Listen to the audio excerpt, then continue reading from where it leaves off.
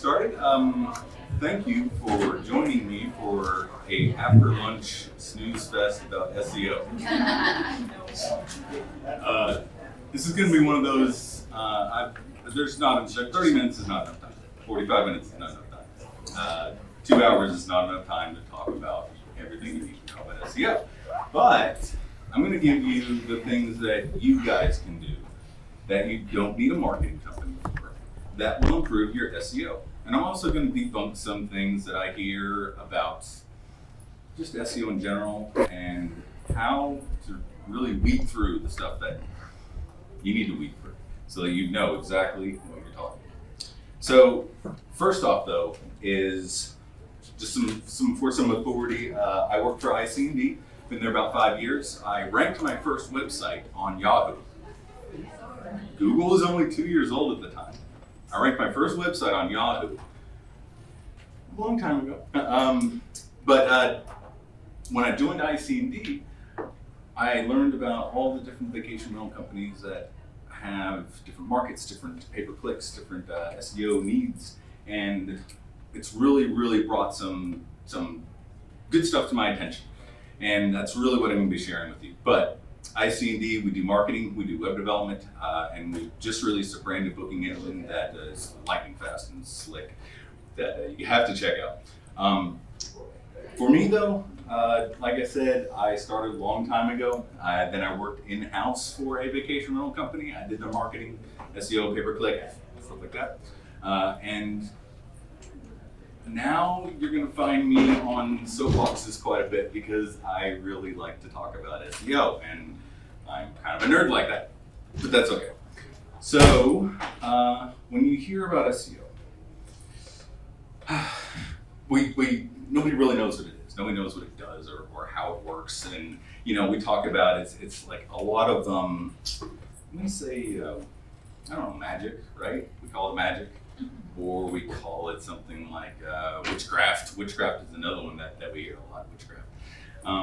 Or the dark side of the force. That's always a good one that we kind of reference. But the thing is though, guys, is that SEO hasn't changed in the past 10 years. The same things that worked 10 years ago are still the very same things that work today. Now, we have algorithm updates, we have different things to look at. But you guys don't really have to worry about that stuff. All that nitty gritty stuff is what a marketing company's for. Now, the stuff that still works back in the day still works now. And it's easy to do. And I want to make sure that you know that SEO in itself is easy once you learn it and understand it. Now, the problem though is SEO takes years to really understand. And what I mean by that is all that technical stuff that's like on the forefront, on the layers of this basic principle is what it takes a long time to master. And I saw this really cool quote on Twitter, some of you may have come across it. If I do a job in 30 minutes, it's because I spent 10 years learning how to do that job in 30 minutes. You owe me for the years, not the minutes. And when you're vetting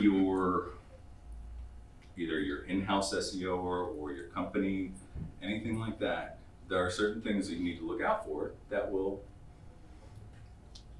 be red flags. So there's 3 things that rank a website. There's technical SEO. This is all the stuff that just the nerdy stuff. There's the proper content. Now, content means a lot of things, but it also means you have to satisfy the user. And there's also votes and endorsements, if you want to think about it as a political analogy. Endorsements are going to be key. But let's talk about the second one first. Let's talk about content and how content is king.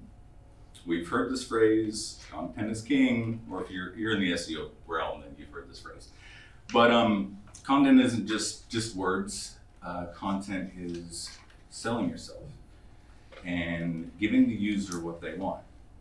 I keep saying give the user what they want, and they'll come back in a bit. But what I want to let you know now is you got to start somewhere, right? So I want to build a website. I want to rank for something. I want to be number one for my market. And this is really wavy, so you're not going to be able to see this, but I want to rank for just any market that you can think of that has a very competitive niche. And you're a startup company, or maybe you have 50 properties and your competition is 500. Now, you need content on your website in order to rank for that stuff, right? So when you start out, you have to do keyword research. You have to get a company to do keyword research, and you have to go on the right keywords. Now, I was really trying to be a little bit generic with this, but just as an example, we have search volumes here per month, right? And then over here we have the search term. This one down here at the bottom was one that really threw me, and it says large vacation rentals that sleep 30 or more.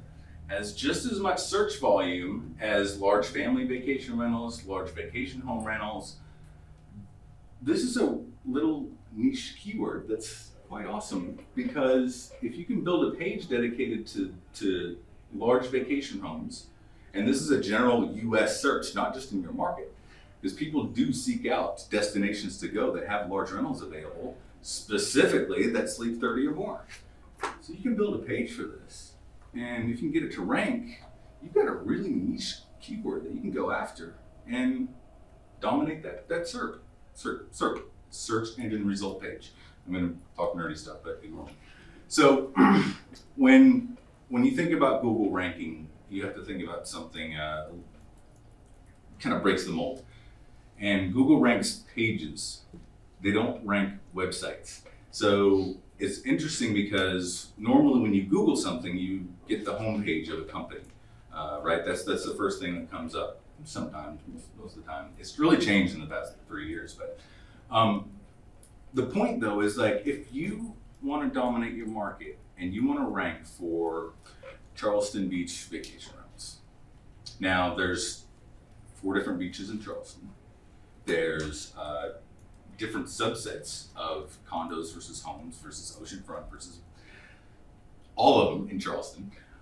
So what do we have to do? We have to build pages dedicated to those specific niches, because you can't rank for condos and rank for homes with the same singular page. You have to diversify what is on your website, right? So this is the easy stuff. This is if you have even just going by what you know about your market, build a page and rank for it. When you have all good content, this is the tip for you. When your content is better than your competition's, and you have everything related to Charleston Beach vacations, you are going to rank for Charleston Beach vacations. More of that comes in a second, because there's always a catch with SEO. So we talk about building the right pages, right? And you have to build the right pages for what people are searching for. And if you were in Conrad's session before, you have to know what converts. And what converts are not blog posts. So I see a lot of companies writing blog after blog after blog. And yeah, it's great, that's cool. We get a lot of traffic from these blog posts, right? Second highest landing page on the website. Down there. Whole bunch of zeros by these it's waving too much. Whole bunch of zeros in this transaction column. Let me make this a bit bigger, sorry. So all these zeros in the transaction column. So yes, blog posts are great and they are good for bringing in traffic. It's very rare that they'll actually convert, even assisted conversions. It's very rare, but they are supporting content about a main topic. So if you have a company that is just wanting to write a bunch of blog posts, then those blog posts better be specific and not about the best ice cream shop, or not about a thing to do, because you don't want to rank for the ice cream shops in Charleston, because it's a bounce. Look, bounce rates worse than any other page on the site. People want that information quickly and they just want to go away. Okay, I found my ice cream shops, I'm done with you. All right, so I'm gonna have a whole bunch of action items, and I have handouts for all these action items, so you don't have to write them down. But I'm gonna have to start speeding up a lot But make sure you have dedicated pages to your top keywords, and make sure you write content on those pages. And you can look at your landing pages by going to Google Analytics, behavior, and landing pages. Something that's come up in the past 3 years is property pages, your actual property page. We have seen a 62% increase in the property page itself as a landing page rather than any other page on the site. Why? Why is that? Anybody have an idea? I'm asking seriously. Why are your property pages of individual units more important now than ever? Airbnb, VRBO. Back when we had that little area when we could actually use the property name on Vrbo and on Airbnb, people started Googling these property names because of the Book Direct campaign. So these property names are just as important to SEO because they are part of your brand that you are trying to rank for. So if you have generic property names or you just have numbers, you really need to get something unique, right?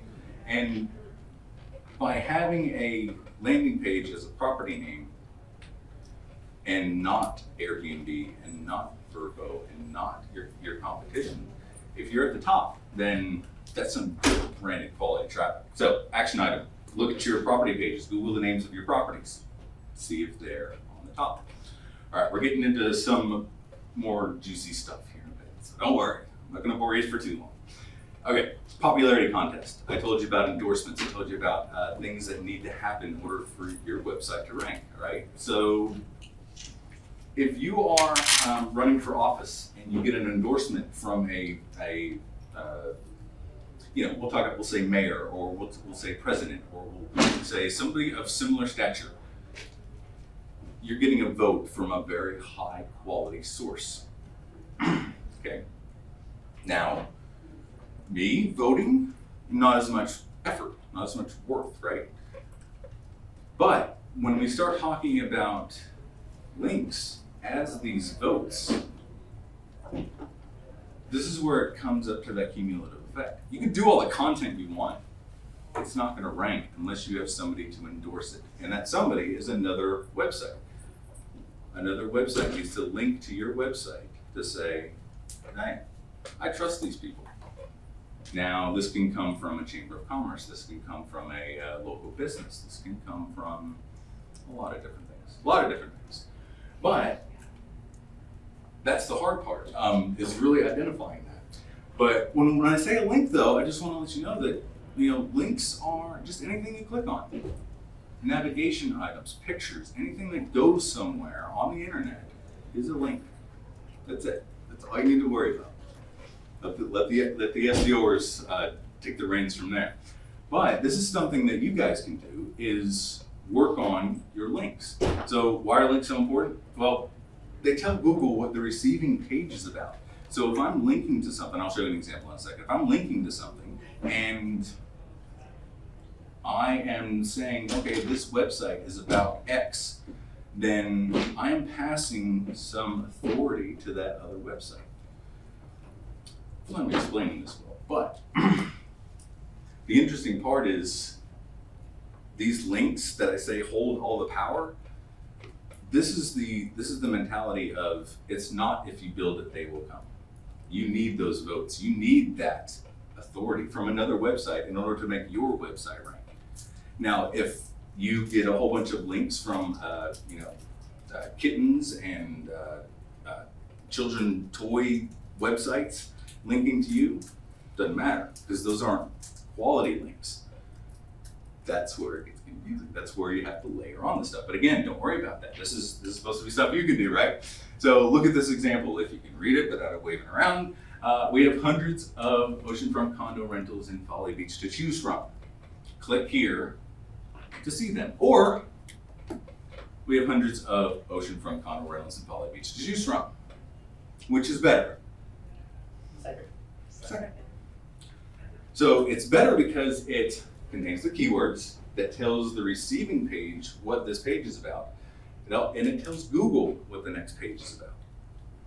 So you're now doing internal links. These internal links are structuring your website in a web that tells Google all these different relationships between your pages. So, like I said before, you want to be an authority with your content.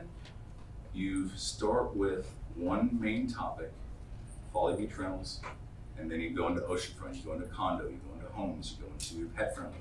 You write all this content, you make it spectacular, and then you interlink those pages together with different anchor text. And this is something you guys can do. Just go to your website, and if you have a good CMS, you can do it.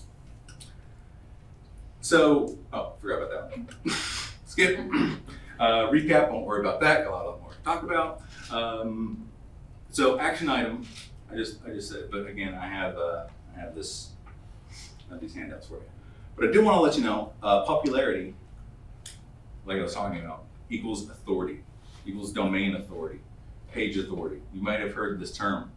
So really the authority metric comes from a group of tools, or maybe Google, or you hear this authority metric, and it's an arbitrary metric based on what that tool thinks your domain authority should be, based on the links that come to your website and content and stuff like that. All right, so here's all the technical stuff that you need to worry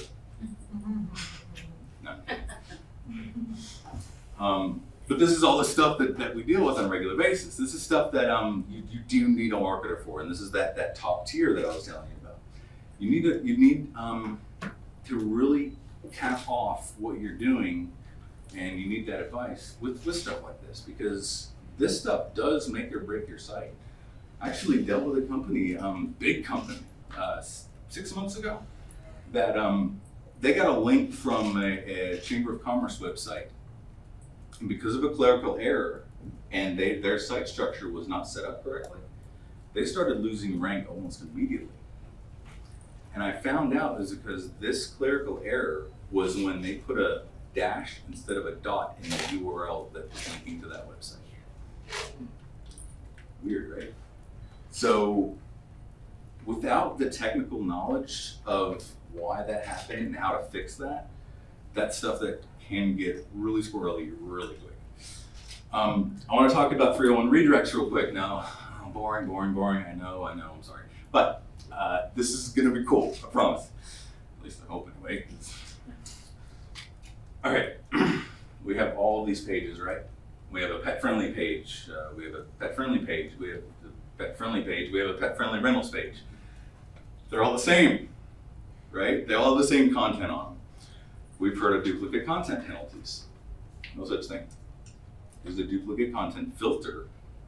So Google is looking at all of these pages, and Google's like, well, I don't know, which one's important? Which one do I need to actually put some weight into? Which one do I need to rank? Because if you look at this, I mean,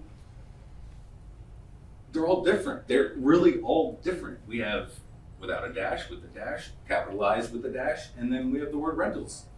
They're all different. In Google's eyes.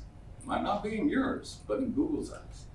So Google says, I'm confused, so 301 redirects means, okay, hey Google, I want to take this one and I want to redirect it to here. So if somebody visits that, it goes down here. And then vice, keep going. So what does that do? That takes all of the weight, all of the authority, all of the love that Google has given to these 3 pages and pushes it into that. Now you can do this with domains too. Who did this with domains?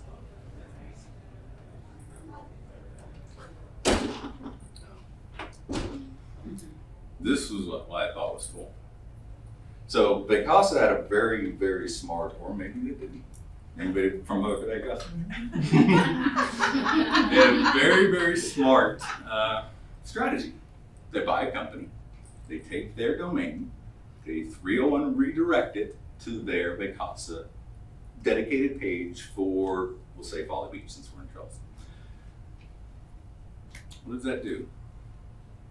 It takes all the authority, all of the love that company has built up over the years, and took it and just pushed it right to Vacasa. Now, Vacasa, all of a sudden, oh, wow, they're on page 1. They're ranked number 3, and they were nowhere. They were nowhere 3 weeks ago. Now that's the cool part, because those 301 redirects from all of these companies that Vacasa has purchased, sending traffic. These are just made up names. Don't think they're real, but it's really powered Vacasa. And that's a great strategy because they are taking all of that weight and pushing it to their main domain. Now they're doing main subsections of their domain, but they're still pushing it as a whole. That's the power of a 301 redirect. Action item, if you have multiple pages that are very, very, very similar, 301 redirect them into one. And this is one that I see a lot, blog posts. You write a blog post about the same event every year, write a new blog post. Maybe not in the past year, but I've seen a lot of sites with blog posts that have the same event in 2020, 2019, 2017, 2016. Just combine it into one and update that same blog post every year. Now you have one page that has all of this authority that you're ranking for and you're updating. It's better to update content than it is to create new content. All there's to it. Okay, I mentioned this before, user intent.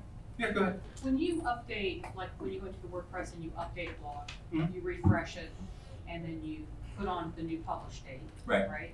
And you put it back out there. Does that change the ranking of it? Can you tell us what Google does with that, that new piece that was just published? So it depends on the, I hate saying it depends, but it depends on the URL structure. Because a lot of times WordPress will put the dates in the actual URL. So go back to this, like if this is pet friendly. You say Google does that or WordPress does that? WordPress does that. Yeah, so you by the title, you control what you put in the link, or what is that? By the publication date, WordPress automatically makes the URL have that date in it. Got it. Okay. So the way to overcome that is you can go into WordPress and turn that off, and just have it so that there are no dates, which I would recommend. Or you have to do a 301 redirect. So if you do create a new or create a new page and you have all of these old ones, you will have to 301 redirect all those old versions to the new page. And that's taking all that weight that you built up from those older pages and pushing it into one. So, does that help? Mm-hmm. Okay, user intent. This is an interesting one. And this is the first time that I've seen this year. Now, user intent's been around for a while. User intent is basically, you have to know what the user is searching for in order to write content, in order to get them to rank, in order to really understand how you're going to convert them. You know, because the user intent behind house rental and home rental may be a little bit different, right? Maybe we talk about real estate versus short-term rentals versus long-term rentals. Even Folly Beach rentals as a keyword could mean a lot of different things. Now, Google knows though that the user intent behind Folly Beach rentals is for somebody to find a vacation rental. How did they come to that conclusion? How did this algorithm, or the people that program this algorithm, come to that conclusion? Because they know what people were doing after they searched for that keyword. And it took years worth of data to finally come to the conclusion. Now, this is something that is talked about in the SEO industry, and some people don't believe it, some people do believe it. And this is called pogo sticking. What's something that, give me something anybody has searched for, not vacation rental related, looking up a topic, just shout something out. Restaurants, okay. So when you're looking up a good seafood restaurant in the area, you usually get aggregated data, right? You get Yelp or just Google restaurants, stuff that comes up. So the user intent behind that is finding a restaurant in the area. Well, let's replace that with, let's talk about buying a pair of shoes. and we're talking about buying a pair of red shoes. Now, the user intent behind Googling buy red shoes is looking for red shoes to buy. Okay, we're looking for a vacation rental to buy. Now, or to rent. So this is the interesting part, is there's a theory of an algorithm update or algorithm out there that actually takes into account what users find and don't find, and automatically uses that algorithm to rank your website based on how good you satisfy user intent. So if that user intent was to get somebody to book with you, that should be your user intent. But if they come to your website and they don't find something, they go back to Google. That's you at the top, right? That's, we're number one. They go back to Google. Oh, they didn't find anything on the second page. This person then goes to the third result. Then they go to the fourth result. They find something. Oh, Google's watching you as you bounce and go to different search results. And if these top four don't actually satisfy user intent, satisfy the query, and that fourth one does, that might actually influence the algorithm, and this guy might go to the top. Now, makes sense, right? Kind of logical. If these websites are ranked based on just links, authority, and content, then if this website is better, that's great. Now, apply that to our industry this year. Apply that to our summer.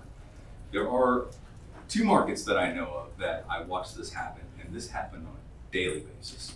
These search results changed daily. And usually, you Google some sort of area and everything stays about the same. There's updates every 2, 3, 4, 5 weeks, something like that. But a couple of markets, I saw different search results every single day. And that was toward the end of the summer when there was no mid to the end of the summer when there was no availability. So if nothing's available, somebody goes to your website, they book, they go back. That's influencing Google. Now, is it really gonna stick? Is it really gonna be a big thing? No, but something else. So what about your property count? Based on what I just said, does that affect how well you rank? Yes. Not as much as you might think it would. However, there are certain buckets. So if you have 5 properties and you're going against somebody with 150, the user intent of somebody that searches is to rank, or is to find a property. Now, the chances of them finding a property on your 5-unit website versus the 150 units, that user intent is probably satisfied better by that 150. But this doesn't really take into account like the sheer number. If you're at 500 and your competition has 501, don't worry about that. I'm talking like if you're new to this industry and you want to rank, you need to do a lot of different things that will get you the authority that you need by not necessarily having the number of properties. So there's a lot of factors that go into this, but on face value, if you have website A and website B and they're exactly the same and they have exactly the same links that come back to them, yeah, your property count is going to affect your ranking. All right, this one's my soapbox one. This is it, guys. This is what I see all the time, and this is the thing that really grinds my gears. You get these emails in your inbox every week, right? This is hey, your website sucks. And you've got years of anger and frustration, so many errors, and there's Jake's phone number down there. If you guys want to call him. So we got that one. We've got another one. We'll get you to the. I love this one. We can place your website on Google's first page: Yahoo, Facebook, LinkedIn, YouTube, Instagram, Pinterest, etc. Cool. Do it all. So this isn't just for these spammy emails, but we get requests from other marketing companies. Maybe they didn't go with us for marketing. Maybe they decided to take a different route. That's fine. But all of these tools perform audits on websites, and these audits tell you how good your website is. All right, how good is this website? Well, the thing is, guys, is you don't hire a hammer to build a house. You hire a builder who knows how to use one. And this is what one of my marketing guys told me. And that's a great analogy to me because these tools are a great indicator of things that you might need to fix, but they are not an indicator of how well you're going to rank. Let me explain a bit more. This is one of our websites. This is our audit score. Ooh, bad, right? It's horrible. Now, it ranks number 1 for the search term that we're going after. It ranks number 1 to 4 for the sub-search terms, the long tail stuff. These audits that are shoved down your face or presented to you or whatever give you a good indication of things that might need to be fixed on your website.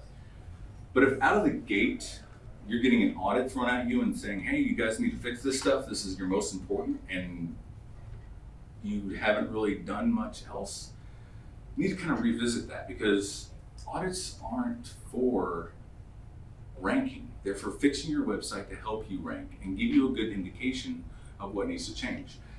So, perfect example, these algorithms are smart. They have learned that you don't have to fix all these errors, and in order to satisfy user intent, right? You can have a very technically crappy website and you can still rank. Now, are these audits bad? No. You still have to do these and you have to look at these things. But if you get an audit from a web company and you send it to me and you say, hey, can you fix this? It's the same thing as you're throwing your keys to a mechanic, walking away and saying, hey, fix it, it's broken. It's not the same. It's you have to guide us on how you want us to fix this. Are your title tags too long? Well, that's because your property name is too long and your unit name is too long and the dynamically generated title tag is too long. Okay, we can fix that. We can make it less optimized. We can fix that to make your audit score better, and we can make that great, but you're not going to have better optimization because you fixed what these tools are recommending. It's just stuff to keep in mind. So, I wrote an entire blog post about this one. You can get it at icnd.net/scare, just so you can read some more details, exactly what I'm talking about. All right, finishing up, almost there, promise. So you are what you eat. That is expertise, authoritativeness, and trust.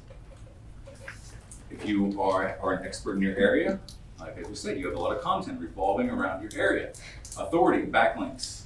If you have links to your website, that means you have authority. And then trust. Trust is the one that a lot of property managers forget about or don't really pursue. Get reviews everywhere you possibly can. And make sure your contact forms are clear. Make sure you have your address at the bottom of your website. Make sure your About Us page has good personality to it. As a user, go to your website, you have to trust it. And Google looks at that stuff too, in some way, shape, or form. And if you have good reviews on Yelp, I haven't seen a property manager Yelp with good reviews on Yelp, but if you have good reviews on Google and Facebook and all these trust signals are pointing in your direction, that leads to better ranking. That's stuff that you guys can do. Get reviews, get good reviews, and respond to those reviews. That means you're interacting with those reviews. That means Google's seeing that and saying, hey, this is on top of it company. There's more to it, but. So, you guys may have heard me say, if you're ever running from a bear, you don't have to run faster than your friend. Hang on. It's your goal. No. You don't have to run faster than the bear, you just have to run faster than your friend, right? And for those of you who know who that is, that's Jill. She actually made this slide for me. What I mean by that is when you and your competition are running from a bear, and that bear is basically you want to be number one, right? You want to rank. If everything is created equal, then you are going to have to figure out ways to run faster than your competition. The one thing that I feel that everybody forgets to do when they want to rank is look at what your competition is doing. And you need a marketing company. I'm not pitching ourselves, but I'm saying you need a marketing company to say, all right, this company that is outranking you has backlinks from USA Today and the Chamber of Commerce and a few .orgs, and you don't. You might want to help you by establishing stuff like that. And that's what I mean by you have to run faster. You have to at least be baseline with your competition as far as the content on your website, the links that go back to your website, property number count, stuff like that. So always look at your competition. All right, that's it, guys. That's it. Power through a lot, but questions? Are there questions from the group? Yep. We'll run around and you want me to pass it up? So for getting links from authoritative sources, I've seen some people that just build multiple websites, all sort of related to the same company. Is there a benefit to doing that versus just continuing to try to build content on a single website? So you're talking about trying to rank multiple websites for the same search term? Right, and linking to each other in your attempt to create extra authority. Yeah, that tactic worked quite well 4, 5, 6 years ago, maybe a little bit longer. But I wouldn't recommend that these days if you're trying to, because of the competition, depending on the competition of that keyword. So the reason I say that is because it's going to be hard enough to rank one website, let alone 3 or 4 different websites with the same user intent and content. So interlinking those sites, yes, is great, but you have to have a differentiating factor of user intent behind the websites, I feel. Especially when you're talking about rentals, because it's all about rentals. Yeah. Does it matter where you put the quality links, like for like magazines and different media sources that have? Does it matter where you put those links or where you should place them on your website, where you've been covered by media, magazines, so forth? Yeah. It does, but for your benefit, I would say just do it. You do, if you link from a quality page on your website, then those links from your quality page get more weight, I guess you would say. So if you have a very, if your main search results page is the one that ranks for your area, then that page is just as important as your home page. If you're linking to something else from that page, then you're passing more weight onto that other page. Now, if USA Today is linking to your website, which is a different topic, that backlink can go to any part of your website, but you really want it to go to either your homepage or your search results page, because that's the page you want people to go to.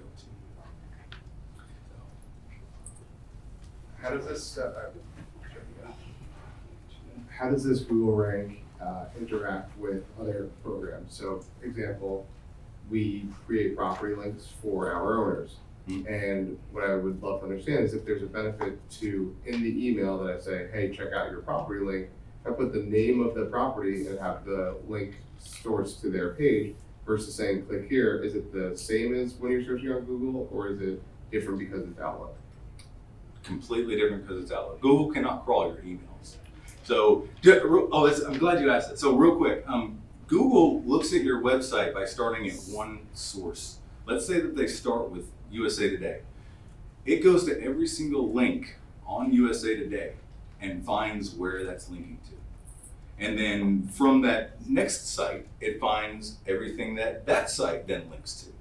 And then all of a sudden we have this world wide web of links between one another. So when Google is looking at your site, it might go to one page and then leave. It might go to 5 pages and leave. It might go to 15, 30 pages on your site at one time and then leave. It's not going to crawl your entire website at once and move on. It algorithmically has a crawl budget of your website based on your authority and how well you're doing, which was one of those terms in there. But don't worry about emails. Emails can be however you want them. But if you have something that is live that anybody can see, then definitely don't use click here. Use that specific anchor text. Yep. With the last Google core update that came out with focusing on the page experience and that tying directly to your rankings, are you shifting your strategy moving forward? And if you are, how so are you doing that since rankings are now kind of different and associated with the page experience? Right, so the interesting part is for us, none of our sites lost ranking because of the core vitals update. What was interesting is that, and this is what I think why. How do you know that? How do you know that they didn't lose rankings because of that? So all the ones that we tracked that are on our marketing program, when that update rolled out, we didn't see any ranking loss for any of the major keywords. Isn't it continuing to roll out though? Yeah. Like, did it all come out at once? No, it continues to roll out, but I'm pretty sure it's almost done, Oh. or done, close enough. But the thing is like that core, again, it's like running faster than the bear. If every single vacation rental website has the same exact problem of large pictures or content that has to be pulled in from something else, I really don't feel like it's going to affect us much because we're all competing in the same space. And you do need to make sure that you have a fast website and make sure it does have the core vital stuff, just like you said, because that affects user experience. And when you affect user experience, then that affects the ranking. That affects the user intent and their ability to book on your website. That's where the conversion rate comes in, so they don't go back to Google and visit another site. So it all comes together. It's all very webby and interesting. But your goal is to get them to your site and keep them on your site in any way. So let's fast forward this 5 years. What do you see the direct benefit of search engine optimization on your personal website when Facebook and Google are moving to a point of reference where they're not letting you leave their own search page in those standpoints? That's kind of where they're moving. Right. With Google Book Direct, Facebook, they open their own, Facebook-based page of your website. I'm a big believer currently, but let's fast forward this thing 5 years and where are we? Google's user intent is to keep you coming back and using their services. Now, Google is going to not try to make you feel like you're being pigeonholed into something. They want to give you something that makes you have some sort of good, warm, fuzzy feeling inside that you can trust Google. Can we trust Google? That's a totally different topic, but my point is Google will always have search results. And Conrad again made a good point that although there might be ads at the top of search results, or there might be our Google vacation rental ads that are coming up, and then finally at the very, very bottom we have organic search results. You still have people going to those organic search results, and I don't think Google's ever going to take away organic. And they might try to move it and hide it and force paid more. But the more that happens, the more users are going to stop using their search. That's why DuckDuckGo is getting popular. We've seen bookings on DuckDuckGo because they don't track you. People are liking that stuff. So, yeah, Google's always going to be that powerhouse, but still, in 5 years, there's going to be organic search results that just might be presented differently, and people are still going to click on them because. I even saw a statistic that I will skip ads. I will skip even the rich snippets at the top that have the big bolded letters. People will skip those even though they're not ads because they think that is a Google product. They'll skip that result although you earned your rich snippet and you have authority to show that text at the top. People will skip it because they think that Google put it there for you to click on. So it's a little bit about manipulation of Google and understanding how it works and adapt. Okay. Oh, Thank you.